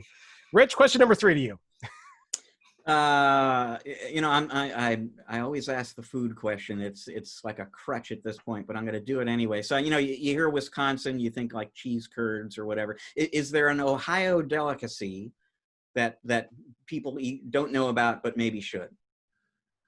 It's a good question. I really don't know. I eat too much, but I eat to live. I don't live to eat. The one thing I do like about Ohio is that you name it, it's here. And especially in Northeast Ohio, there are suburbs, there are areas of every type of nationality, every type of cuisine then, every type of fusion of the cuisines. Cleveland does have a pretty good reputation as far as having national chefs and all that kind of thing. But even more so, whatever kind of food you want, there's an example of it being legitimately cooked by people who have, pardon my French, the ethnic experience or upbringing or whatever. So sadly, I can't tell you of a particular, but it's because quite honestly, there's just so much. There's so many options. Okay, question number 4 to me. So name one way or tell one story how your background in improv has helped you with your business. So when we're talking about co-managed, okay, one of the biggest issues is how do you convince them you don't want the job? And in improv, one of the things you have to look for is when you're up on stage with somebody else, is you have to learn the tells. You have to learn the direction that your stage partner is going to go in, whether they're going to try to bring the stakes up, try to bring the stakes down, and you learn how to read the body language. And it is not an easy thing to do, and it's not a skill. And it goes beyond we always talk about you have to learn to listen, but you also have to learn to be empathic. And you have to learn to be able to read what that person wants and then essentially yes and them, which the whole yes and concept, it's not agreeing with them necessarily, because sometimes somebody could be flat out wrong, but you say, I accept what you say is important, and I absolutely appreciate the importance of that, and I want to add to that without downgrading anything you're saying. And I want at the end of the day, you and I both to have the same appreciation.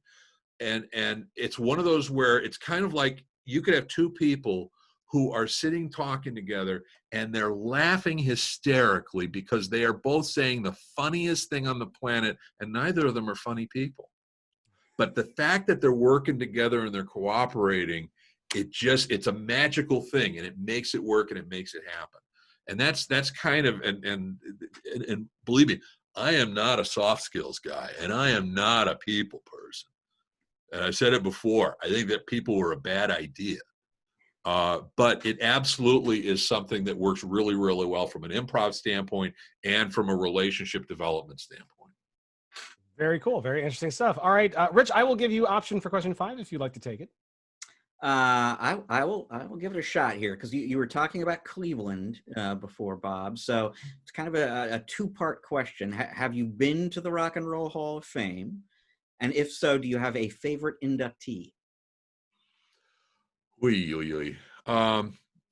Yes, I've been to the Rock and Roll Hall of Fame. I'm not much of a watcher. I like doing, and I'm not a rock and roll or whatever. So I really am not that huge of a go to museum kind of guy, with a couple of exceptions, but by and large, so I don't do multiple visits. As far as musicians go, I'm a product of the 70s. Okay. And I'm a big Moody Blues fan. Okay. And I don't know if the guy actually ended up in the Hall of Fame. I don't think he did, but he deserves it. It was Harry Chapin. He's the guy who did Cats in the Cradle and all that.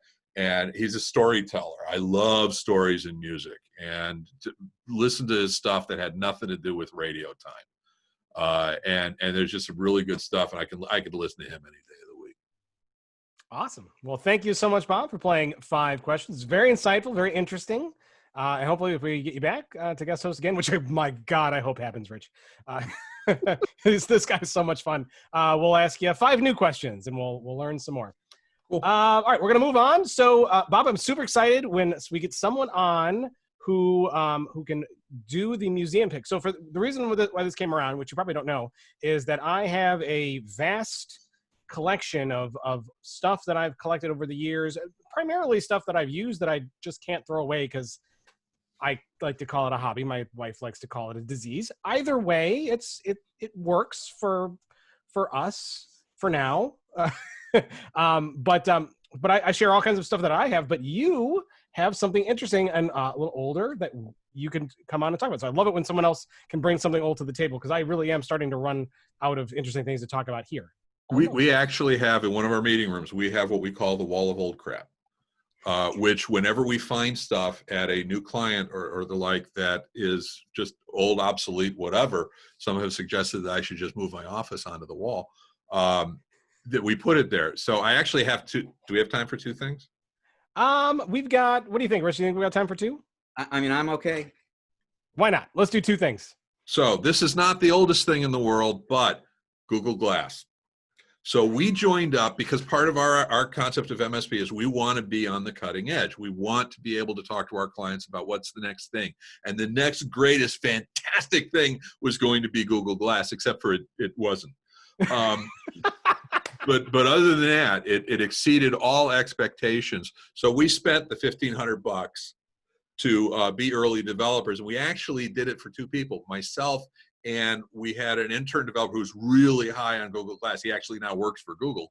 And it was hilarious to watch the two of us, because I'm like using this thing and going, yeah, okay, I guess you could do that.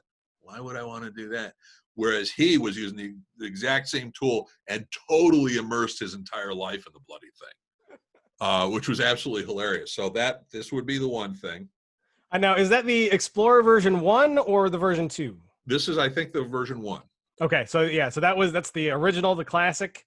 Yep. So for those wanting a little bit of background on that particular device, it ran Android 4.4, had a 5 megapixel camera, 802.11bg, 16 gigs of storage. It was powered by a TI OMAP 4430 SoC at 1.2 gigahertz, which is basically an ARM version 7, 1 gigabyte of RAM, and had a gyroscope, accelerometer. So, I mean, honestly, from a technological perspective, even this now is a little old, but it's not an older, as you pointed out, it's not like this is from the 90s or something. It's Right. It's a fairly recent product. It's less than 10 years, I think. Yeah, but just one that it was obviously an early developer kind of thing, and it didn't age well. It's right there with the Apple Newton. Yeah, exactly. Yeah. Apple Newton was the first, pocket protector, whatever, the productivity device, and it totally tanked, was absolutely horrible. And then 5 years later, everybody else had a product and all that. So relatively speaking, the other thing I've got. Yeah, go ahead. Is an Atari 400. Look at that bad boy. Now, this has 4K. Whoa. Of RAM. Oh, you don't mean a 4K bytes. display? Well, no, it's called a television. You plug it into the TV. And it had, with the ROM cartridges, so you'd get the cartridge that would have the program. This would add another 8K of a program onto it. And this is Centipede, the computer game. And this was back pre-PC days and all that. This was right around 1980, if memory serves.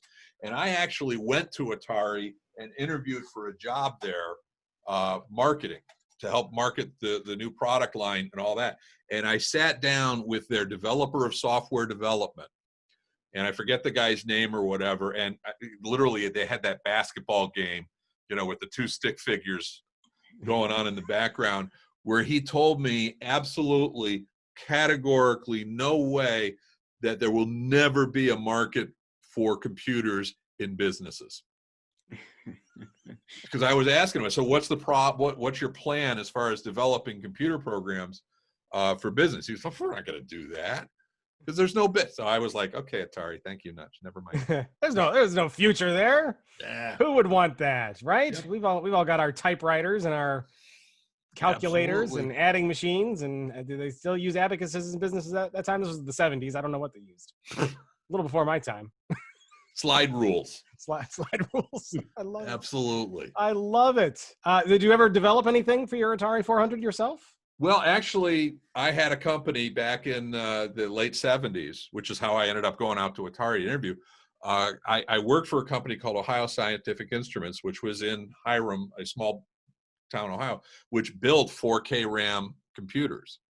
And I had a development job with them. And then I started another company called Simplex-IT Software Systems that we developed. And we had an Apple II, a Commodore PET, a TRS-80 Level 1, an Atari 400, and we developed programs that we stored on cassette tapes.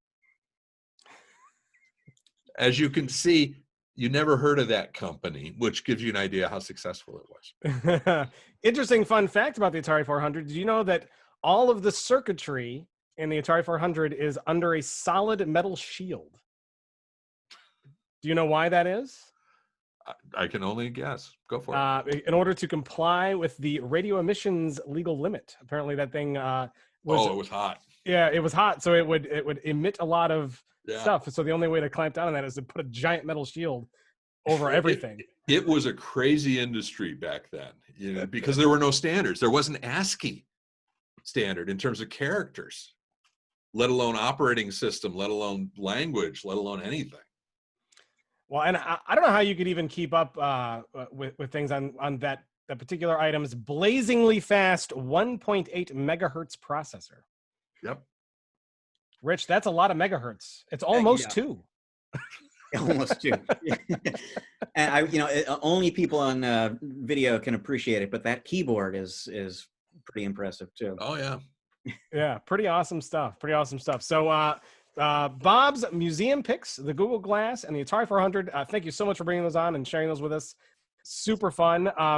Every week I also do a kind of a tech pick, and usually I like to take one of the museum picks and say, well, that was kind of then and this is now. So I'm gonna go with the whole mixed reality thing that the Google Glass was all about. And there's still a lot of excitement and a very bright future in mixed reality technology. I know VR certainly seems a little more mature. VR is a hell of a lot easier to do. Yeah. Mixed reality is very, very difficult to do. And companies like Microsoft with their HoloLens have pioneered and kind of blazed a trail. And we're starting to see a lot of companies kind of coming in now, finally behind them with some interesting products and ideas on how to integrate mixed reality into businesses and things like that. So the one that I want to talk about, I could have talked about the HoloLens, but that's an easy one and be kind of cheap. But I'll talk about one that maybe not a lot of people have seen anything. And this one is from a company called Magic Leap. I'm going to put it up. If you're watching on YouTube, I'm going to put it up what it looks like here. So this is the Magic Leap mixed reality goggles, if you will, glasses, whatever. Now, this is not like Google Glass where it's just kind of one little thing in front of your eye. It's a full headset that you wear, but it's capable of putting, information and overlays digitally over real life things and doing a lot of that kind of stuff. So, Bob, have you played around with any of the AR devices? You said you try to kind of keep up with this. I've played with them a little bit, but quite honestly, I'm getting to that age where that stuff really doesn't thrill me anymore. But it's going to be interesting because Microsoft has also done a huge investment in AI, which is a big part of the mixed reality stuff. And I think they're going to end up with some really out of the park solutions before too long.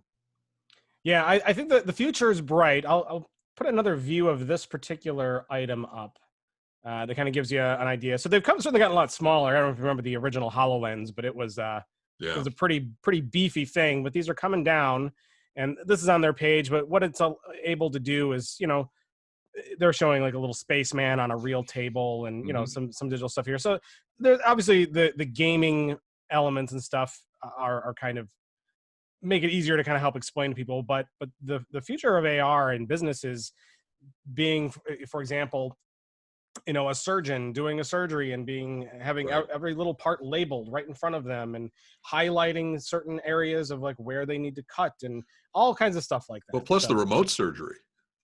Plus the remote aspect, yeah. You've got so many places where the patients can't get to the doctor or vice versa, and they need a very high level of sophistication. Again, this gets back into the expert systems, Internet of Things, and the skilled users working together are going to create huge opportunities. Yeah, absolutely. So AR is a very an AR mixed. It's still augmented reality, mixed reality, same kind of thing. But it's a very, very exciting field, and every time there's a new technology that comes out, it's always interesting to see how far they've evolved it over the next one. And the original complaint on the HoloLens was that the AR field of view was only like this big in front of your eyes, and then the next version got bigger. It's a lot of processing power to do all that. So, but as we go along, I mean, eventually it'll be full field of view, and eventually it'll probably be on a contact lens that you put in your eyeball. And I'm curious to see, the whole Minority Report, everybody's saying about that. But I'm also curious to see what's going to happen as a result of the virus, because you have the stay-at-home concept, and both in terms of the one-on-one conferencing, what you can do with the augmented reality, and also the trade show. You've got those two things which have been significantly impacted, and those are industries. It's going to be interesting to see what the technologies are going to be over the next 12 months. And I'll quickly give you one other very closely related scenario, because I was talking to, I was talking to Scott Beck, Matt, who's been a guest host on the show very recently. I know Scott. And he was talking about how he just recently signed a new client. This is a guy who would have been a 3.5-hour drive away to go drive out there, meet with him, sign the contract, and so on. And obviously nobody's meeting face to face right now, so they did it all online, and that worked well. And now Scott's thinking, I could do this again. I could broaden my territory enormously now, because the end users are all working online and they're comfortable with that, and so am I. And that takes you into the whole realm of delivering support remotely via AR, where maybe you can show, customer puts the goggles on and you can show them, okay, here's how you reboot the server, here's how you get the printer working again, and you don't have to drive somebody 5 hours or whatever to deal with that. And the other side of the fence is you've also got that in terms of when hiring people. You can now look to hire somebody who's not necessarily geographically local to you. And it's going to be interesting to see whether or not companies are going to be more open to offshore, delegation, third party, whatever. But absolutely, we're in Ohio, Iowa or Idaho may have a lower cost of living and a better pool for me to get other techs from. So you've got this. All of these opportunities are out there, and we look at this as now we can't do this and this. Well, yeah, but now you can do this and this. So it is going to be a fun ride. That's all I'm going to say. Rich, for those who don't know, James Gaskin every week puts together a little column called "In Case You Missed It." Just in case, you missed it. Why don't you tell us about that and what we missed, and then tell us, oh, Seer of Seer, what might be in the future? Well, the In Case You Missed It post appears on ChannelProNetwork.com every Friday. It rounds up lots of news from the week that was for you that you may have overlooked, want to know just a little bit more about. This week, James is going to be talking about everything that happened at SAP's Global Partner Summit, which took place online this week. Some new return-to-work solutions from Aruba.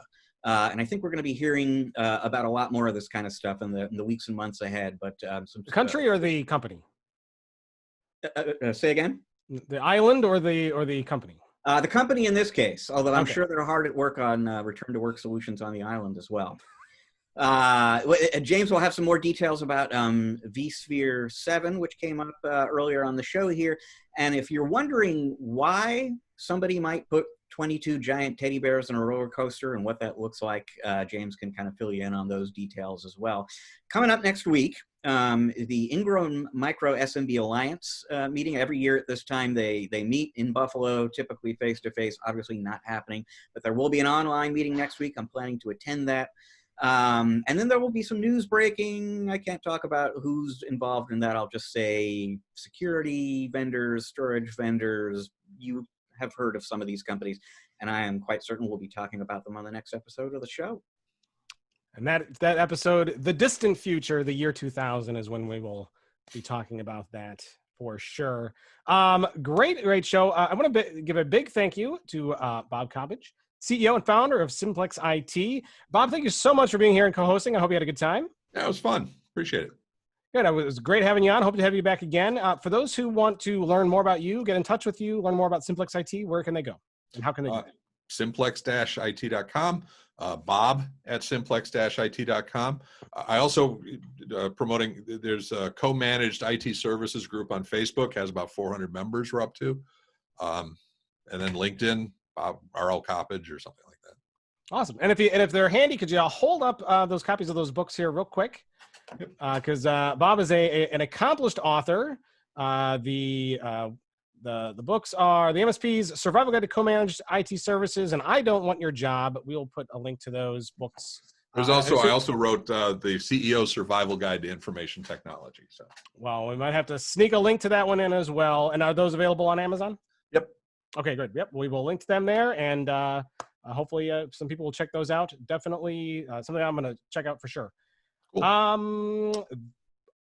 Folks, the best way to keep in touch with the ChannelPro Network, well, a couple of ways. One, go to the ChannelProNetwork.com website each and every day. Leave it up as your start screen or your homepage.